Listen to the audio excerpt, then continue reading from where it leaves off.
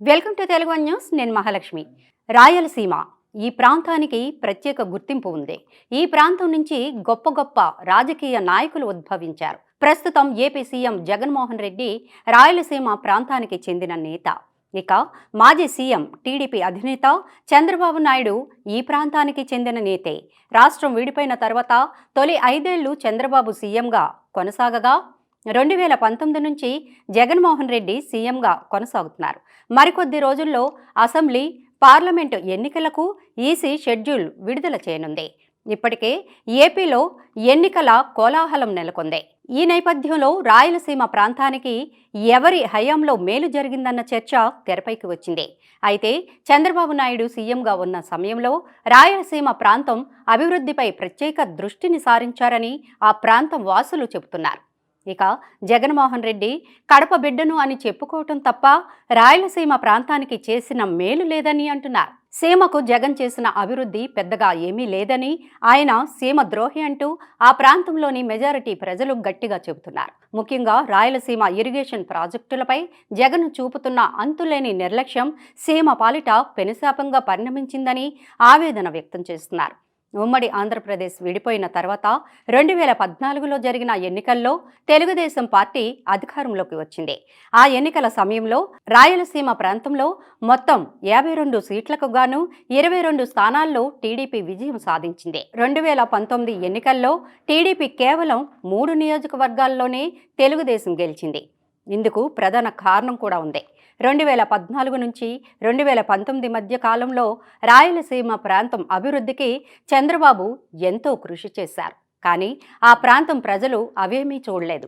కేవలం మాజీ మంత్రి వివేకానందరెడ్డి హత్య ఉదంతాన్ని పరిగణనలోకి తీసుకున్నారు. జగన్ కుటుంబీకులే ఈ హత్యలో నిందితులుగా ఉన్నట్లు ఆ తర్వాత దర్యాప్తులో తేలుతున్నప్పటికీ 2019 ఎన్నికల సమయంలో వివేక హత్య వెనుక చంద్రబాబు ప్రమేయం అన్న ఆరోపణలను జగన్ అండ్ కో బలంగా చేయడంతో రాయలసీమ ప్రాంతం ప్రజలు వైసీపీ వైపు మొగ్గు చూపారు. కొద్ది కాలంగా వివేక హత్య కేసులో అసలు నిజాలు బయటకు వస్తుండడంతో పాటు 5 ఏళ్ల కాలంలో జగన్ కక్షపూరిత పాలనను చూసి రాయలసీమ ప్రాంత ప్రజలు ఇప్పుడు జగన్ను చేదరించుకుంటున్నారు. 2019లో వైసీపీకి ఓటు వేసి తప్పు చేశాం. చంద్రబాబు హయాంలోనే మా ప్రాంతానికి ఎంతో అభివృద్ధి జరిగిందని గుర్తు చేసుకుంటున్నారు. 2024లో తెలుగుదేశం పార్టీకి పట్టం కట్టేందుకు సిద్ధమవుతున్నారు. 2014, 2019 వరకు చంద్రబాబు హయాంలో రాయలసీమ ప్రాంతం ఎంతో అభివృద్ధి జరిగింది. జల ప్రాజెక్టుల విషయానికి వస్తే తెలుగుదేశం 5 ఏళ్ల పాలనలో సీమ ప్రాజెక్టులకు 12,000 కోట్లు ఖర్చు పెడితే వైసీపీ ప్రభుత్వం కేవలం 2,011 కోట్లు ఖర్చు చేసింది.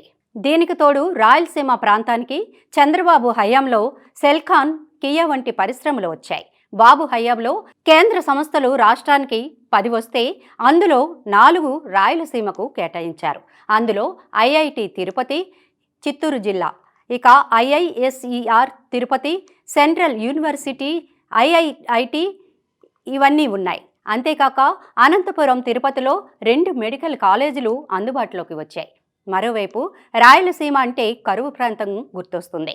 కానీ చంద్రబాబు హయాంలో రాయలసీమలో నీటి సమస్యను అధిగమించేందుకు డ్రిప్ ఇరిగేషన్ ద్వారా రైతులకు అధిక ప్రోత్సాహం అందించారు.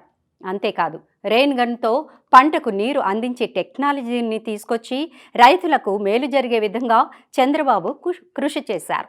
మరోవైపు రాయలసీమలో ముఖ్యమైన కడప, కర్నూలు, కడప విజయవాడ రైలు మార్గం చుట్టూ తిరిగి అంటే డోన్ మీదుగా వెళ్లే పరిస్థితిని తొలగించి బనగానపల్లె మీదుగా కర్నూలు, నంద్యాల, గిద్దలూరు మీదుగా విజయవాడ మార్గం నిర్మించి దూరాన్ని తగ్గించారు. జగన్మోహన్ రెడ్డి ప్రస్తుత 5 ఏళ్ల పాలనలో సీమ ప్రాంతంలో సాగునీటి ప్రాజెక్టులు పూర్తిగా పడకేశాయి. అత్యంత ప్రాధాన్య రంగమైన సాగునీటి రంగం చతికిల పడింది. తెలుగుదేశం హయాంలో చంద్రబాబు నాయుడు హాంద్రి నీవా కాలువ సామర్థ్యాన్ని 3,600 క్యూసెక్కులకు విస్తరించాలని నిర్మాణ పనుల కోసం 1,050 కోట్లు కేటాయించి 288 కోట్లు ఖర్చు చేశారు. 35% పైగా పనులు పూర్తయ్యాయి. తెలుగుదేశం ప్రభుత్వం హయాంలో జరిగిన పనుల్ని జగన్ రెడ్డి అధికారంలోకి రాగానే నిలిపివేశారు.